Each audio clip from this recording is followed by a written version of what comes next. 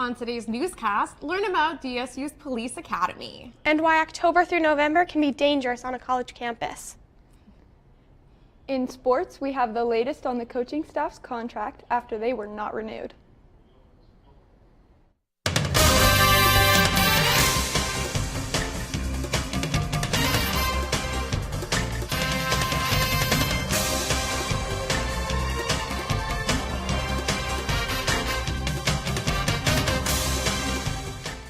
Hi, and welcome to the Dixie Sun News at noon. I'm Emma Van Lent. And I'm Stephanie Dupar. Thanks for tuning in.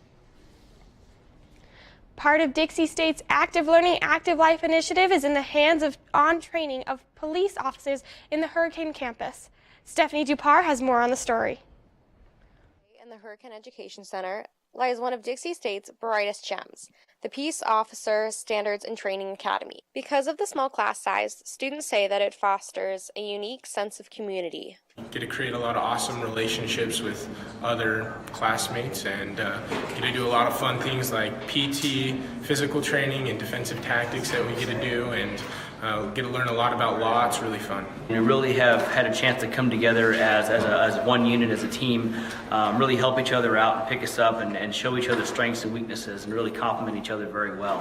One of the things that makes this program so special is the dedication to real-life experience. The program does a great job of giving you a real-world experience with your instructors because they're actual law enforcement personnel that work out in the field. So if you have questions, you're getting answers from people who have actually done the job. There's a lot of honesty, and they kind of explain to you how things are going to play out in real life. So I'll just say, it's a great experience. You get to meet a lot of great people, whether it's the classmates or the instructors.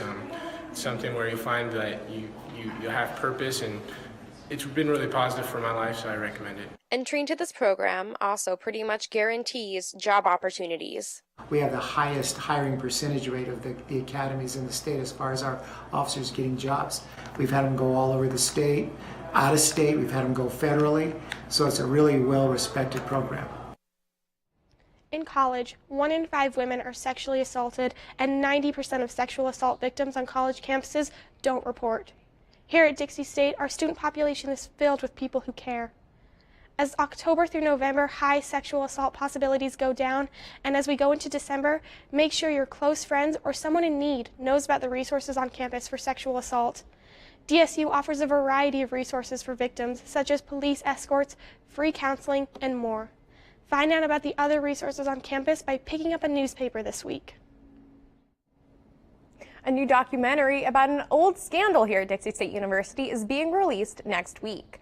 The film, Last Days of Dixie, by former Radio Dixie station manager Paul Roberto Sanchez, tells the story of how the former DSU radio station, KRDC, was shut down in 1999 after a man by the name of Troy Hill used the news station to lure 2 underage girls to his uncle's home, where he gave them alcohol and sexually assaulted one of them. To learn more about the story, you can check out the crime edition of the Dixie Sun News on stands around campus or online at dixiesunnews.com.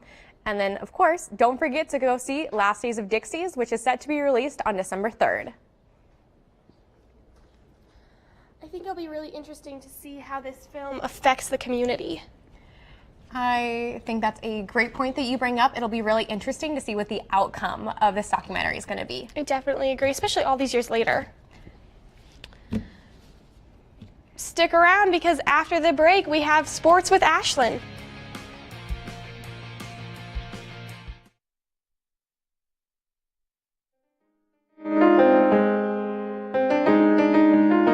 Do you think people like John McCain and other people would just sit there quietly on the sides? Well, and no, and that many Republican activists would refrain from registering their disapproval in the peanut gallery? Some might argue that Republican activist is an oxymoron. Oh, I don't think so. Okay. I think there's a lot of activism. Right. But We you just see didn't what see I'm it. saying? If you just flip it right over on its head. I would like to flip it on its head, and in fact, I'm already doing that because my own position is free speech is free speech. Okay, and I'm kind of advocating for something that I'm really not supporting in this respect. As far as protesting or not protesting and being able to recognize your audience, what we need on either side, I don't care where you're coming from, is the ability to recognize the audience.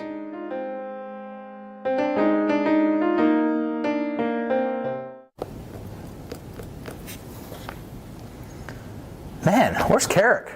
The show's about to start. What a great shot from Carrick Segmiller. This shot lands about 12, 13 feet away from the hole as he marks his ball, lines up the putt to win the tournament. Hey, have any of you guys seen Carrick? No. I think he went that way. Segmiller eyes his ball as he lines it up. Again, this putt for Buddy will win the tournament. He steps to his ball. The putt's on its way. It's got the right speed. It's in! Carrick Segmiller for Buddy to win the tournament as the crowd goes wild. He is celebrating. He is ecstatic. Yeah. Carrick, we got shooting in like 5 minutes. Let's go. Come on, man. I'm just playing some golf. Let's go. Welcome back. Here we have Ashlyn with sports. Thanks, Emma. The reason for coach staff's dismissal after a rather successful season is still unclear. Coach Shea McClure and his staff's contract were classified as non-renewal for no cause. Many of the football players are showing their discontent with the school's decision on social media and by siding with Coach McClure and his staff. To find out more about what Coach McClure has to say on the matter, visit www.dixiesunnews.com. And on to more upbeat news.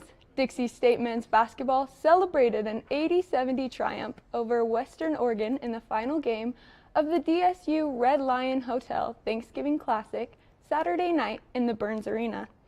DSU led 42-35 at halftime and pushed the advantage until the last 14 minutes of play. In those last few minutes, Western Oregon retaliates with a 14-2 run, keeping the Trailblazers from scoring for over 5 minutes. The Wolves nailed a pair of three-pointers, reversed the lead to 57-55 with less than 9 minutes remaining in the match.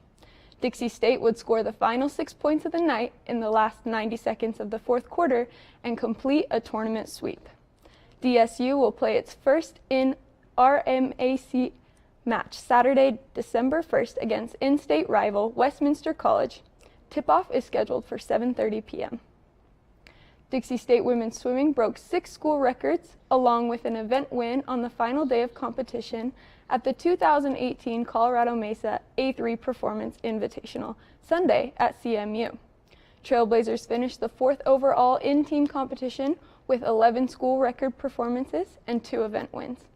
DSU swimming returns to action after the calendar turns to 2019 and open the new year at San Diego Shootout on Saturday, January 5th.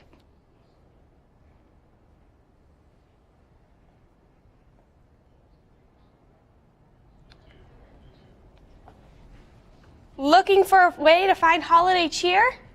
Well, the Southwest Symphony will be hosting the Handel's Messiah on Saturday, December 1st at 2 p.m. and on Sunday, December 7th at 7:30 p.m. in the Cox Auditorium. Next, the annual Dickens Festival is here, bringing in Christmas cheer and celebrating literature. The festival is open from 10 a.m. to 9 p.m. tonight through Saturday. And Dixie State is holding its first ever tree lighting ceremony. There will be food, rides, and even Santa Claus. The event is from 5 to 7 p.m., and the first 500 guests will receive a free Dixie State ornament to hang on their trees. Well, with the Dickens Festival and the Symphony this weekend and the tree lighting on Monday, it looks like this is a full weekend full of holiday cheer. You're never going to have a day lacking with something to do. There will always be something fun. The booths with homemade treats and dance performances are so enjoyable. Well, that's a wrap for this week's edition of the Dixie Sun News. Catch us back here next week, same time, same place. Thank you for watching and have a great week, Trailblazers.